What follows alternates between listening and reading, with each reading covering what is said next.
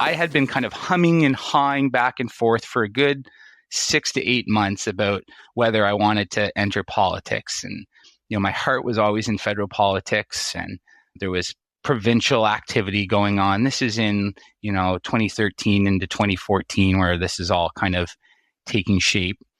And April 2nd, 2014, I went to my parents' place, the kitchen counter, which became a very important part of my time in politics, the kitchen counter at Shore Street at my parents' house where I had grown up.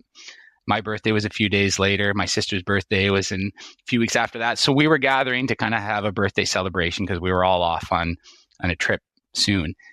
And on that day, my folks said to me, look, we've listened to you hum and haw about this long enough. If you want to do it, now's the time to do it. But you got to start today. We're all in. But if you jump, my dad said, your first call is to Dan. Give him a call.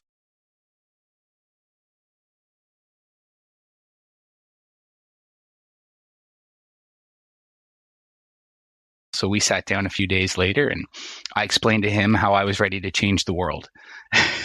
Right. And I had been someone who understood a little bit about politics. And the first thing he said to me is, look, I don't care. I don't care how you think you're going to change the world. You need to win a nomination first. So how many people can you get to a nomination?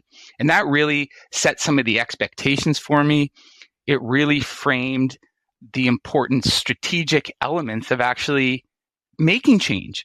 You can't make change if you can't be successful in winning. And winning at its very base level is a numbers game in politics. Can you get more people to come out and support you than the other person? Some of the toughest battles in politics are in family, in-house.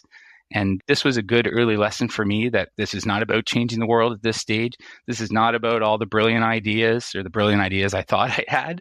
This is about, can you connect with people? Can you convince them to all show up for you? I would say that I was probably able to pull out on the day of the nomination, maybe 50 to 60% of the people who were my friends, my peers, the people I had gone to sign up. My parents pulled like 99% of their people, right? Like people showed up for them. And it's never been lost on me, the impact of family in this. And I mentioned the kitchen counter early, so I don't forget it.